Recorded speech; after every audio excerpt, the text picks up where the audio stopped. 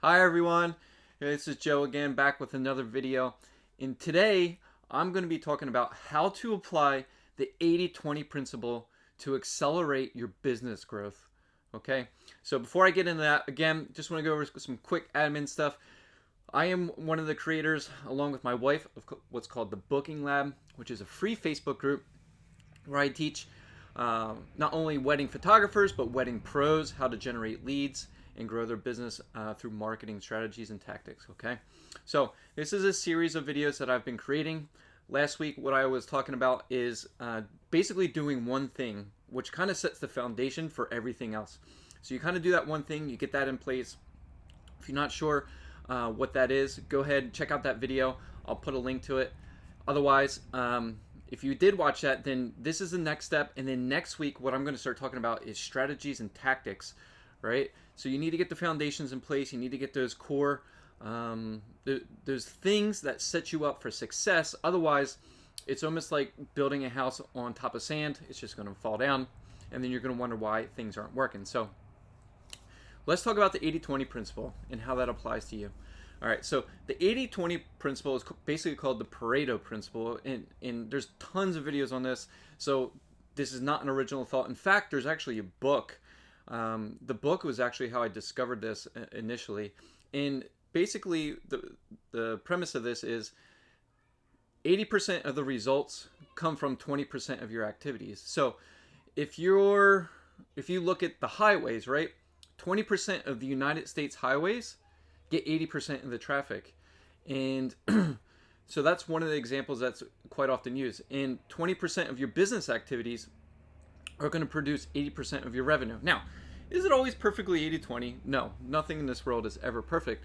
But the fact of the matter is that if you start to take a look at this and you apply it to life, you're going to realize that it gets pretty darn close. So one of the things that I did when I initially learned this, and I encourage you to do the same this week before we get into some marketing strategies and tactics, is you're going to sit down, and what I want you to do is write out where all of your leads have come in for the past however long you've been in business. If it's been longer than a year, I would just go back 6 months to a year. If it's been less than a year, then just try to go back as far as you can, right? You may be at the spot where you don't have any leads, and that's okay. Consider this a blessing because you're at a position now where you can actually learn this before you start growing your business, okay? So what I want you to do is write a list of where all of your leads have come from, and then I want you to break them out. So write out if it's from an ad, whether it's a referral from a particular potentially wedding planner or venue, or let's say that it came from a wedding show, or let's say a styled shoot, or maybe blogging, right? So you're going to write out all those leads and you're going to write out all those sources, and then I want you to rank them from top to bottom, right? And what you're going to notice is going to be crazy, right? What you're going to notice is that the largest chunk of your leads is going to come from maybe one or two sources, right? And when I did this, it blew my mind. I was like, why the heck am I doing anything else, right? So I had 5 sources of leads. It was Facebook ads, it was bridal shows, it was my website, and then referrals, right, from a couple different sources. So I had 5 different sources of leads. And what I was finding is that there was only 2 sources that made me the most money and that I needed to focus on. And what I discovered was by doing engagement session giveaways via Facebook ads and then also doing bridal shows, right? If I did 4 events a year, so 2 bridal shows, two engagement session giveaways, if I just focused all my time on those 4 events, I'd be able to make 6 figures, right? In bookings. And what I realized is how freeing that was, because I speak to a lot of photographers or wedding pros, and I hang out in Facebook groups, and some of the things I see is, I'm posting on Instagram, I'm not getting any traction, I'm not getting any leads, or I feel like my website's not right, I'm tweaking all the colors, I'm spending too much time on design. And when you sit down and you really look at where your leads are coming from, you quickly realize that those other activities aren't as important. So it kind of lets you off the hook in the sense that, hey, my focus is in the wrong places. I need to go back and I need to get back to basics, and I need to focus on the things that are bringing me in income. So if I know these sources are bringing me in income, then I'm going to focus all my time on there and streamline it so that I'm getting consistent leads and bookings from these sources. And then what I'm going to do next is I'm going to go back to my list and I'm going to find that third source, right? And I'm going to focus on that, right? And why I say that is because sometimes people focus on too many different things at once. The best thing that you can do, and I promise you this was life-changing for me, is focusing on one source, getting that source to the point where it doesn't cost you a lot of time. It's almost like a system. You understand it, you know how to take it and leverage it so that you can grow your business with it. And then once you have that one source down pat, then you can move on to the next, right? So for instance, let's say you're really good at blogging. Let's say you just kick butt at blogging, you understand SEO, and you know how to blog, and you know how to structure it properly so that you get a flood of leads into your website. So why would you do anything else other than blogging, right? Get the blogging down, maybe even get it so that somebody else can write the blogs for you, right? So you're at this point where it's like, okay, I take the pictures, I hand it over to someone, they blog it for me, they do all the research, they do everything. So now you got this thing it's almost like trying to build this car with multiple wheels, right? You get that first wheel going, then the next wheel, what you're going to focus on maybe your outgoing, right? So what you're going to do is maybe create a podcast or a YouTube show, and you're going to interview local vendors, and then you're going to get that going, and then that becomes easy, right?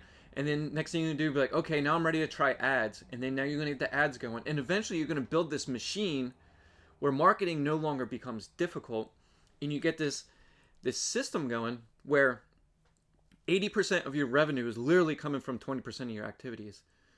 Okay?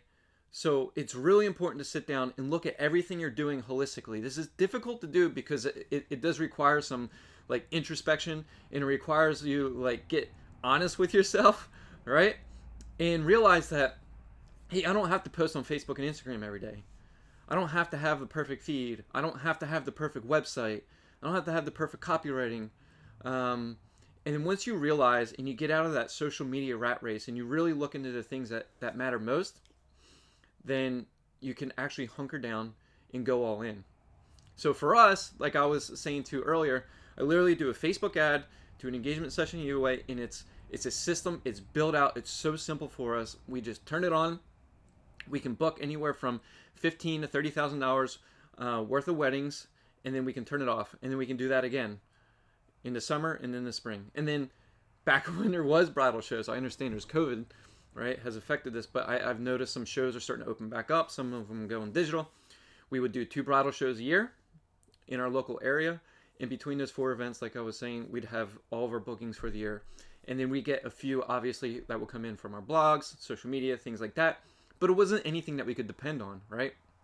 So once we have this machine built up, it was a dependable machine, and I could sleep at night knowing that we'd be able to book our calendar and fill out our schedule. So this week's, I guess, challenge to you is sit down and holistically look at your business. Look at all your business activities when it comes to marketing and lead generation. And then I want you to sit there and figure out which ones are working for you and which ones aren't.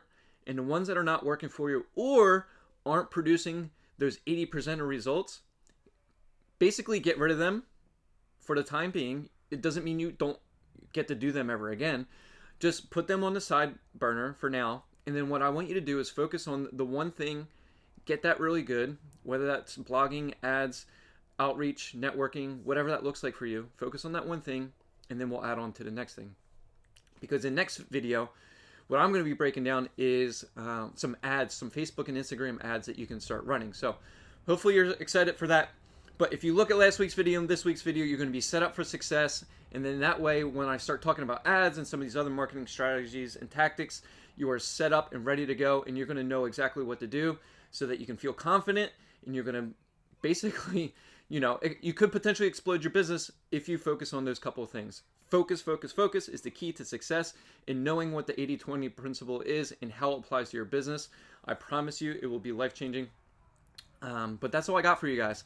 Just wanted to record that quick video for you. Hopefully that helped. Let me know if you've ever heard of the 80-20 principle before. Let me know if you're actually applying it now. And I'd love to hear some of your stories and comments. Just drop them down there below. If you ever need anything from me, if you ever need any marketing help, if you're ever interested in coaching, anything like that, please reach out. I like to give away free strategy sessions where I'll sit down, I'll look at your business, and I'll actually give you a free marketing plan. So, and you can find the links for that in the description below. Otherwise, I'll see you guys. Hopefully you have a great week. I'll see you in the next video. And until next time, bye.